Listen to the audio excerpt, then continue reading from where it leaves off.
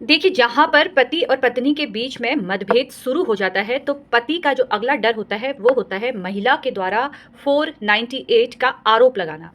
कहीं न कहीं पति के मन में ये डर बैठता है कि अब अगर पत्नी मेरे ऊपर आरोप लगाएगी, तो सबसे पहले जो मुझे सेक्शन मेरे खिलाफ वो लगाएगी, वो है 498। लेकिन देखिए, मैं आपको आज इस वीडियो के माध्यम से बताती हूँ कि अगर किसी महिला ने अपने पति के ऊपर 498 का मामला दर्ज किया है, तो उसको घबराने की बिल्कुल भी आवश्यकता नहीं है। असल में लोगों का सोचना ये है कि अगर पत्नी के द्वारा 498 का मामला दर्ज किया जाता है तो पुलिस तुरंत आएगी, आपको गिरफ्तार कर ले जाएगी, पर ऐसा नहीं होता है। आपको पहले अग्रिम जमानत के लिए याचिका नहीं दायर करनी पड़ती है। अब चलिए इसको समझते हैं। 2 जुलाई 2014 को सुप्रीम कोर्ट की ओर से एक फैसला आया।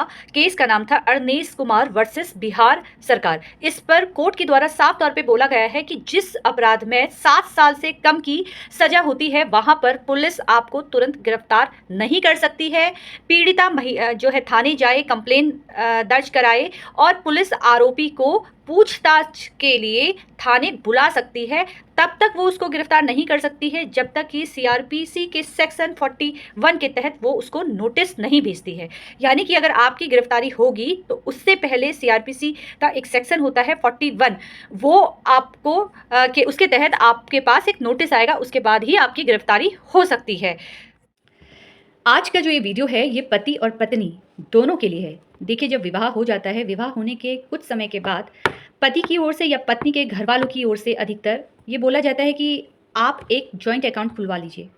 जॉइंट अकाउंट खुलवाने के बहुत सारे फ़ायदे हैं। बैंक भी आपको बहुत सारे ऑफ़र देता है और आप लोग भी सोचते हैं कि खर्चा हम आधा आधा कर लेंगे अगर किसी की वाइफ के पास इनकम आती है।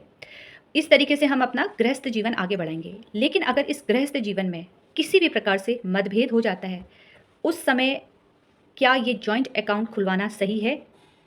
ये निर्णय आपका है। देखिए, अगर मैं कानून की नज़र में बात करूं तो जब भी पति और पत्नी को ये जो पैसा है, ये बीच में कभी आना नहीं चाहिए। पैसे के साथ आपका कैसा रिश्ता है, ये कैसे दिखता है और साथ ही के पैसे का आपके जीवन में क्या मूल्य है, आपके जीवन में ये किस तरीके से मेल खाता है, ये निर्णय आपका है। लेकिन अगर मैं कानून की बात करूं तो शादी के कुछ समय तक जॉइंट अकाउंट आपको नहीं खुलवाना चाहिए, क्योंकि अगर आपके बीच में किसी भी प्रकार का कोई मतभेद होता है तो ये आने वाले समय में आपको दिक्कत कर सकता है। अगर आपके भी कुछ प्रश्न हैं तो आप मेरे फेसबुक पेज, इंस्टाग्राम आईडी और यूट्यूब चैनल पे भी मुझसे प्रश्न पूछ सकते हैं। ऐसी छोटी छोटी जानकारी के लिए आप लोग मुझसे जुड़ते रहिए। धन्यवाद। सवाल है कि क्या एक तलाकशुदा महिला अपने पति की प्रॉपर्टी पर 50% का अधिकार रखती है?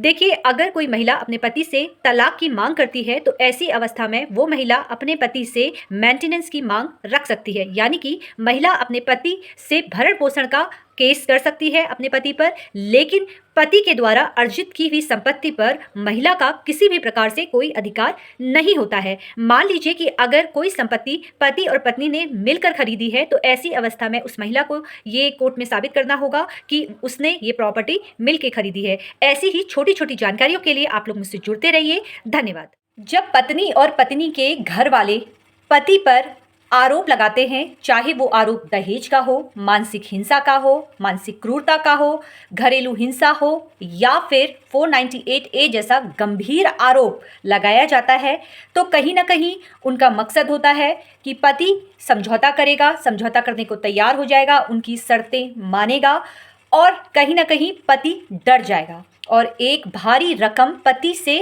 पत्नी या उसके घर वाले मांग सकते हैं।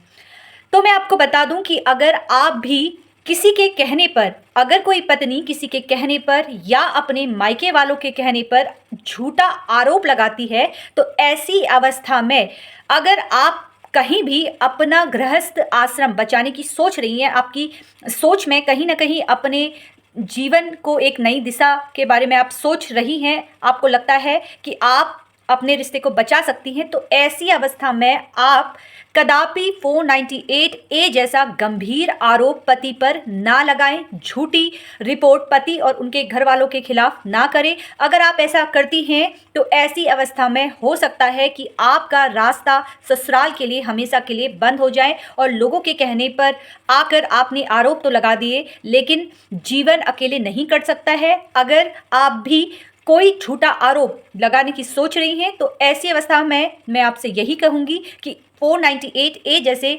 गंभीर आरोप लगाने से बचे। लेकिन अगर आपके साथ सचमुच अत्याचार हो रहा है तो ऐसी अवस्था में आपको रुकना नहीं है, तुरंत कानून का सहारा लेना है, वकील साहब से बात करनी है और अपने नज़दीक के पुलिस स्टेशन जाकर कंप्लेन दर्ज करवानी है। ऐसी छोटी छोटी जानकारियों के लिए आप लोग मुझसे जुड़ते रहिए। धन्यवाद।